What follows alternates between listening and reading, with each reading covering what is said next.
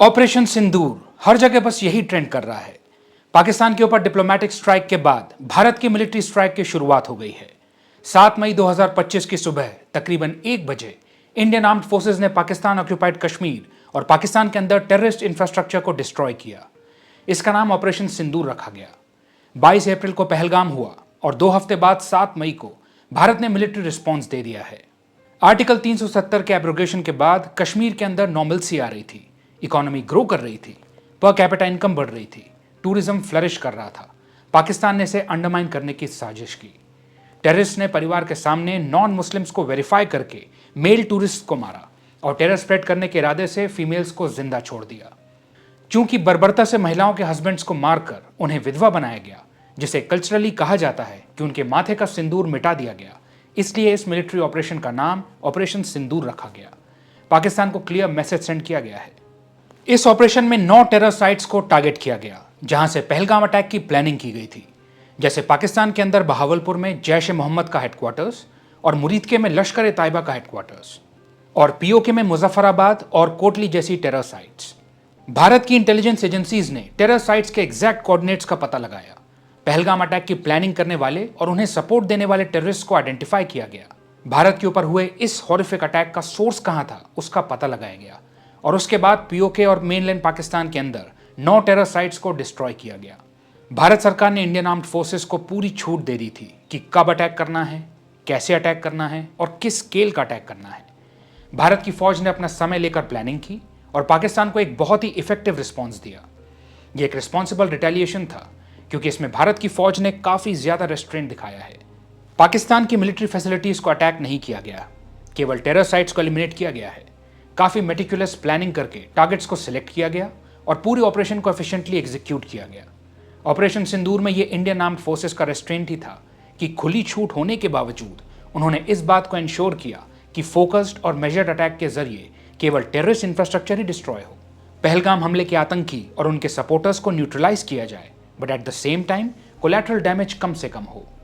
मतलब जिन terror factories में भारत के अगेंस्ट अटैक्स मैन्युफैक्चर किए जाते हैं उन्हें छोड़ेंगे नहीं, और जिन लोगों का हमलों से कोई लेना देना नहीं है उन्हें छुएंगे नहीं। एक रिस्पॉन्सिबल आर्म्ड फोर्स इसी तरह से बिहेव करती है। ऐसा हम पहले भी कई बार देख चुके हैं। उरी के बाद 2016 की सर्जिकल स्ट्राइक, पुलवामा के बाद 2019 की बालाकोट एयर स्ट्राइक और अब पहलगाम के बाद 2025 का ऑपरेशन सिंदूर। इन सब में नोट कीजिएगा, एक बात कॉमन है कि ये सब भारतीय फौज के प्रिसाइज ऑपरेशंस रहे हैं, जिनमें कंसिडरेबल रेस्ट्रेंट दिखाया गया है। ये सभी नॉन एस्केलेटरी मिलिट्री रिस्पॉन्सेज रहे हैं। इनमें प्रिसाइसली केवल टेरर इंफ्रास्ट्रक्चर को ही निशाना बनाया गया है। सक्सेसफुल ऑपरेशन के कुछ घंटों बाद भारत की 2 लेडी ऑफिसर्स, इंडियन आर्मी से कर्नल सोफिया कुरैशी और इंडियन एयरफोर्स से विंग कमांडर व्योमिका सिंह ने मीडिया ब्रीफिंग को लीड किया। उन्होंने प्रेस को बताया कि ऑपरेशन सिंदूर के अंदर किसी भी पाकिस्तानी मिलिट्री इंस्टॉलेशन को टारगेट नहीं किया गया है और क्लियर कर दिया कि पाकिस्तान यदि किसी भी प्रकार का मिस एडवेंचर करता है तो भारत उसके लिए तैयार है। यह भारत के द्वारा जबरदस्त मैसेजिंग दी गई है। पहलगाम हमला करके पाकिस्तान ने भारत के अंदर कम्युनल टेंशन भड़काने की कोशिश की थी, डिफरेंट फेथ्स के लोगों को बांटने की कोशिश की थी, और भारत में देखिए डिफरेंट फेथ्स के ऑफिसर्स राष्ट्रहित में एकजुट होकर देश के दुश्मनों को यूनाइटेड रिस्पॉन्स देते हैं।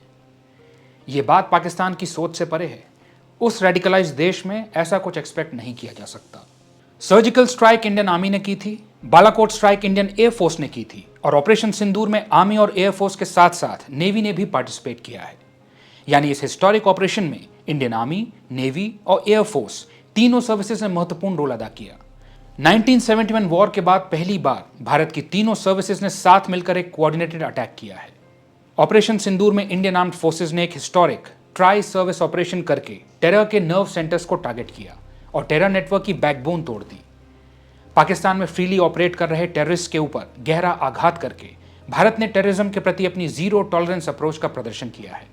भारत ने अपनी ही एयर स्पेस में रहकर बियॉन्ड विजुअल रेंज वेपन्स का इस्तेमाल करके प्रिसिशन स्ट्राइक्स की।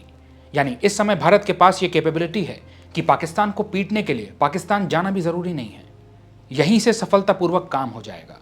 स्ट्रेटेजिक प्लानिंग करके भारत के द्वारा ड्रोन्स, क्रूज मिसाइल्स और लॉइटरिंग म्यूनिशंस का इस्तेमाल किया गया। तीनों सर्विसेज के जॉइंट एफर्ट से लैंड, सी और एयर का इफेक्टिव इस्तेमाल करते हुए पाकिस्तान को अप्रोप्रिएट रिस्पॉन्स दिया गया। और सबसे अच्छी बात यह है कि ऑपरेशन सिंदूर में हमारे किसी भी मिलिट्री पर्सनल को कोई भी नुकसान नहीं हुआ और सभी सफलतापूर्वक अपना काम करके सुरक्षित वापस लौट गए। इस बार पाकिस्तान का जड़ से ट्रीटमेंट किया जा रहा है। मिलिट्री रिस्पॉन्स से पहले सख्त डिप्लोमेटिक मेजर्स ऑलरेडी लिए जा चुके हैं। भारत के प्रति काफी अनफेयर इंडस वाटर ट्रीटी को सस्पेंड कर दिया गया है। यूं कहिए कि पाकिस्तान ने यह अटैक करके भारत को मौका दे दिया है कि वो हिस्टोरिकल मिस्टेक्स को रेक्टिफाई कर सके। फिर पाकिस्तानीज के लिए देश में एंट्री बैन कर दी गई है। पाकिस्तान के लिए एयर स्पेस क्लोज कर दी गई है। मिस इन्फॉर्मेशन स्प्रेड करने वाले पाकिस्तानी चैनल्स को भारत में बैन कर दिया गया है। यूएन सिक्योरिटी काउंसिल में भी पाकिस्तान की चालें विफल हो रही हैं। पाकिस्तान की फॉल्स फ्लैग थ्योरी रिजेक्ट हो चुकी है। भारत ने अमेरिका, रशिया, यूएई, जापान जैसे कई मेजर देशों को प्रॉपर्ली अपने ऑपरेशन के बारे में ब्रीफ कर दिया है। चाइना और टर्की जैसे देश पाकिस्तान का समर्थन कर रहे हैं, बट ज्यादातर देश या तो न्यूट्रल स्टैंस अडॉप्ट कर रहे हैं या भारत की तरफ लीन कर रहे हैं। बौखलाया हुआ पाकिस्तान एलओसी पर हैवी फायर कर रहा है। यदि पाकिस्तान भारत का एयर स्पेस वायलेट करने का दुस्साहस करता है तो फिर बॉर्डर पर भारत का एयर डिफेंस उसके स्वागत के लिए तैयार है। पाकिस्तान जो हर बार डिनाई कर देता था, उसे भी इस बार भारत के द्वारा पीटा जाना एक्सेप्ट करना पड़ रहा है। क्योंकि भारत के कई बार बोलने के बाद भी पाकिस्तान ने टेररिस्ट इंफ्रास्ट्रक्चर के अगेंस्ट कोई एक्शन नहीं लिया, तो यह काम भारत को स्वयं करना पड़ा। भारत की लड़ाई पाकिस्तान की इस सोच से है कि हम तुम्हें इसलिए मारेंगे क्योंकि तुम हमसे अलग हो। ये सोच कि चूंकि तुम्हारा फेथ, तुम्हारा कल्चर, तुम्हारे ट्रेडिशंस हमसे अलग हैं, तो तुम हमारे दुश्मन हो। तुम्हें मारेंगे, तुम्हारे खिलाफ तब तक जिहाद करेंगे जब तक या तो तुम्हें मिटाना दें या फिर अपने जैसा बना ना लें। भारत की लड़ाई पाकिस्तान और पाकिस्तान जैसे मुल्कों की इस सोच से है। भारतीय कल्चर तो ऐसा है कि हम लोग कोएग्जिस्ट करना जानते हैं। आप हमसे डिफरेंट हो तो भी हम शांति से साथ मिलकर रह सकते हैं। किसी भी प्रकार के कन्वर्जन या मारकाट की आवश्यकता नहीं है। ये भारतीय कल्चर है। भारत को डिफरेंट फेथ्स के एग्जिस्टेंस से समस्या नहीं है। जिन्हें समस्या थी उन्होंने दूसरा देश बना लिया और अब भी चैन नहीं है। अब भारत को भी अपने जैसा बनाना चाहते हैं, जो कि हो नहीं पाएगा। भारत एक शांतिप्रिय देश है, बट शांतिप्रिय का मतलब कमजोर नहीं होता। भारत के एग्जिस्टेंस पर आंच आएगी तो भारत अप्रोप्रिएट और नेसेसरी रिस्पॉन्स देना जानता है। भारत के काउंटर टेररिज्म ऑपरेशंस को यदि हम इजराइल, रशिया और यूएस जैसे देशों से कंपेयर करें तो हम पाएंगे कि भारत क्लियरली स्टैंड आउट करता है। इन देशों की तुलना में भारत काफी ज्यादा रेस्ट्रेंट दिखाता है और कम से कम कोलैटरल डैमेज हो ये इंश्योर करता है। एक पीस लविंग कंट्री होने के नाते भारत वॉर करना नहीं चाहता है, लेकिन इसका यह मतलब बिल्कुल नहीं है कि भारत वॉर कर नहीं सकता है। ऑपरेशन सिंदूर से भारत ने एक बार फिर क्लियर कट मैसेज सेंड किया है कि जब कभी भी भारत की सॉवरेनिटी और टेरिटोरियल इंटीग्रिटी पर बात आएगी तो भारत इसी तरह का डिसाइसिव रिस्पॉन्स देगा। अब फेस सेविंग करने के लिए पाकिस्तान भी छोटा मोटा अटैक कर सकता है, जिसके बाद भारत की तरफ से भी अप्रोप्रिएट रिस्पॉन्स अवश्य दिया जाएगा। यह पाकिस्तान को डिसाइड करना है कि इतनी मार काफ़ी है या इसे और आगे बढ़ाना है, अभी होश में आना है या फिर जितना देश बचा है उसे भी गंवा बैठना है। एक बात तो तय है, या तो पाकिस्तान की सोच बदलेगी या फिर उसका नक्शा। निर्णय पाकिस्तानी आर्मी को करना है, बिकॉज 1971 दोहराने में भारतीय फौज को ज्यादा समय और ऊर्जा खर्च नहीं करनी पड़ेगी।